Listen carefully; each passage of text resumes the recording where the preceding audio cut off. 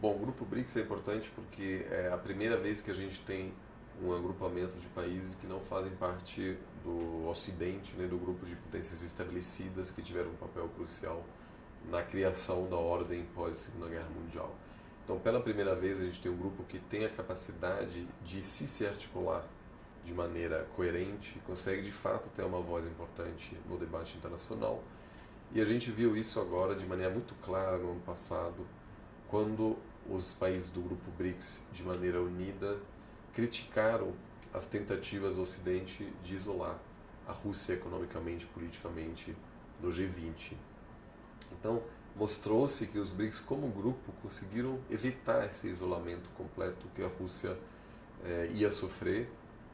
E uma série de outras questões, a gente vê que a cooperação entre os cinco países está cada vez mais ficando institucionalizado, apesar de muita discordância, obviamente, que sempre vai ter, ou seja, o grupo nunca vai se tornar em algo parecido com a União Europeia ou a OTAN, mas existem hoje em dia até 30 encontros anuais de ministros de outros grupos dos países para fortalecer os laços que existem entre os países que antigamente eram relativamente fracos, né? O único país que tem hoje relações fortes com todos os outros países BRICS é a China, mas as relações entre os outros países são ainda incipientes apenas, então o grupo serve para realmente fortalecer as relações entre os grupos membros e isso, por causa disso, sim, o grupo continuará tendo uma importância grande no cenário internacional. E isso também é assim porque o grupo não gera um custo para os seus membros, ou seja, fazer parte do grupo não gera uma limitação, ele não limita a autonomia do grupo. Se os países não concordarem com alguma posição, eles não se manifestam de maneira conjunta a respeito, mas isso explica também porque ao longo dos próximos anos o grupo sempre continuará sendo uma força importante no debate sobre a grande maioria de temas internacionais. O Lula foi crucial porque ele enxergou que o grupo BRICS era uma maneira de posicionar o Brasil e de projetar o Brasil como uma grande potência emergente comparável com a China e a Índia naquela época, que não era algo trivial. E logo depois da criação do rótulo BRICS, Goldman Sachs foi amplamente criticado pela inclusão do Brasil. Ou seja, não foi pela inclusão da Rússia ou outros países, mas realmente assim, o Brasil parecia não caber muito bem dentro deste grupo e o presidente Lula assumiu a dianteira, a iniciativa para fortalecer o grupo, enxergou a crise financeira nos Estados Unidos e depois na Europa, que iniciou-se em 2008, como janela de oportunidade. A cooperação entre os países BRICS começou na área financeira. Assim, os países BRICS começaram a pedir mais espaço nas instituições existentes.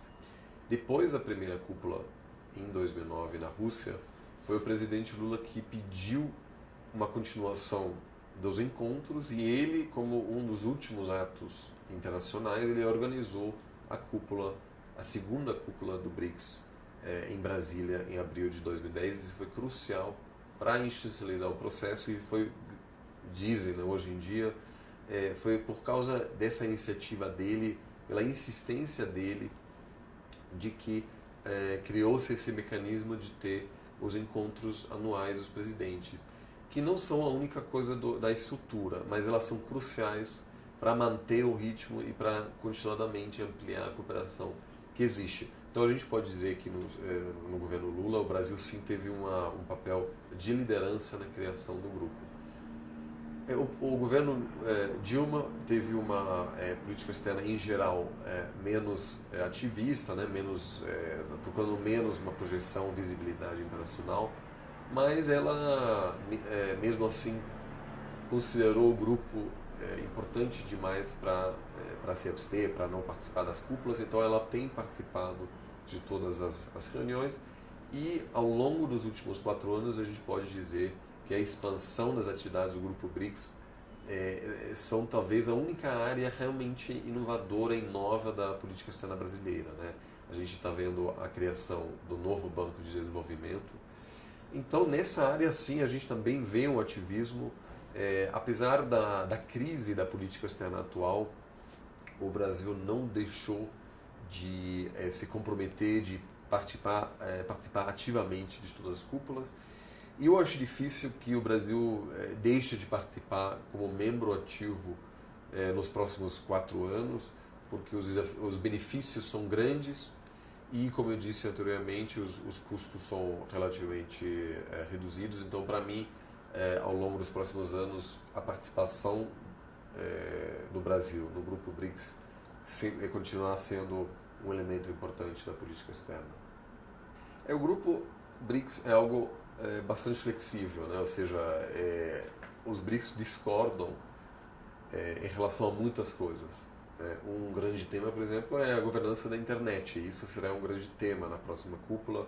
A Rússia pretende reduzir o controle do governo americano sobre a gestão da internet, gostaria de dar mais poder às Nações Unidas, a China concorda com isso, a Índia e a África do Sul provavelmente também, mas o Brasil tentará resistir. Eu acredito que esse tema não entrará de maneira muito clara na declaração final da cúpula, simplesmente porque não há uma concordância ampla em relação ao tema. Então, a gente sempre vai ter alguns temas nos quais o grupo concorda, alguns temas onde todos os membros acreditam que uma cooperação traz benefícios e outros que não. E sempre será dessa maneira. Há grandes temas onde alguma cooperação é impensável, né? A gente pode, por exemplo, falar sobre a questão da cooperação militar, que torna-se muito difícil devido à participação da Índia e da China no grupo, né? Que existe uma rivalidade latente entre os dois, um conflito de fronteiras. Há várias questões sobre a presença chinesa na América Latina que podem se tornar uma ameaça para o Brasil, para a influência regional do Brasil, sobretudo considerando o papel chinês na Argentina e na Venezuela.